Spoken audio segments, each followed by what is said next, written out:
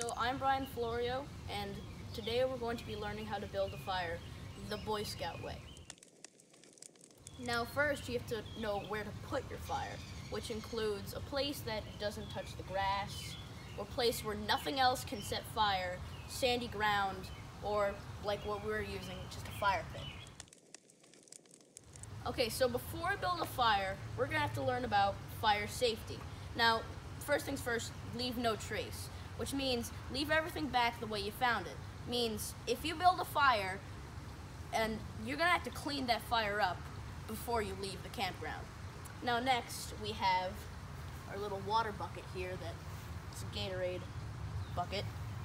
You're gonna have to always put that near a fire or a tent or anything. And make sure when something's in a fire, it stays in the fire. Okay, so now we're going to learn the different parts of a fire. Now first we have our fire starter, which can include hay or just dryer lint that you find in your pocket.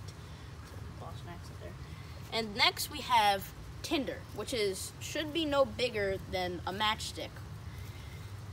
I just cut up some bark, or you can just peel it off if it's good enough. And then now we have some kindling. This is kindling. It should be no bigger or thicker than your thumb, because even though this is obviously bigger than my thumb, this not very thick. So the last type is fuel, which should be dry branches or dry logs. Okay, so now we're going to be learning about the different igniters. And I have just a little lighter here, matchsticks, and just simple flint and steel. And okay, now we're going to be building a fire.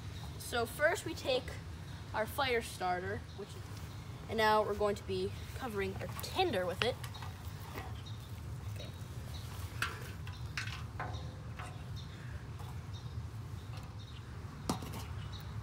Okay, so for today we're going to be using matches to light the fire.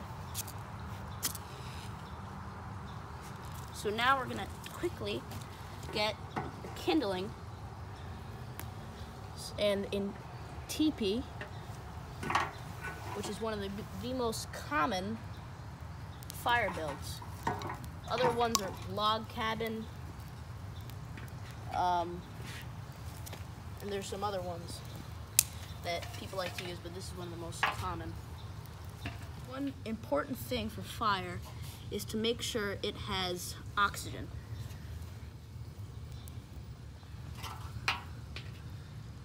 Make sure your sticks aren't damp.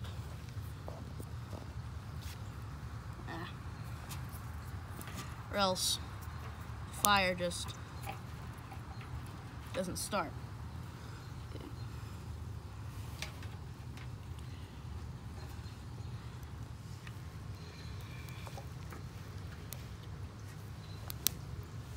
Okay. Now, you have to make sure that it's in a teepee build, which is like how they had teepee huts. That's what it's based off of.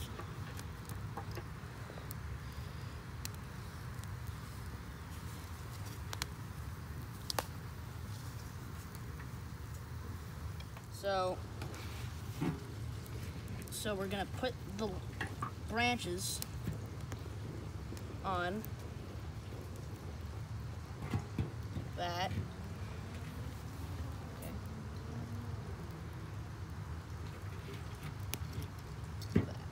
Okay. Now, eventually, when the fire gets big enough, which is decent bit, put on the big logs.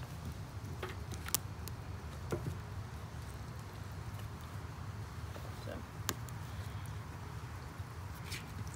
hopefully this does not suffocate the fire. And we're just gonna wait a little bit and put some smaller sticks on.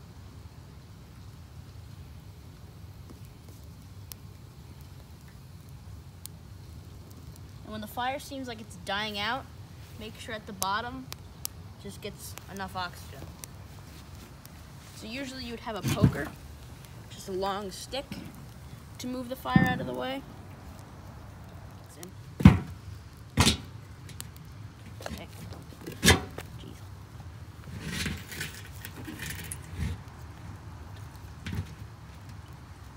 There's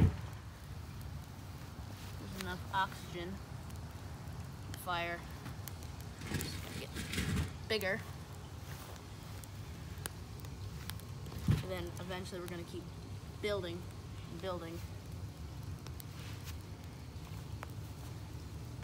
And yeah, we're going to keep putting on a little smaller branches, not the other logs yet. Okay. Now, make sure that what you're going to put into the fire benefits the fire and does not suffocate the fire, because just put wood on eventually as it goes, but don't put too much at a time, because that really could put out a fire quickly. You do not want these little things hanging off the edges. It's not good.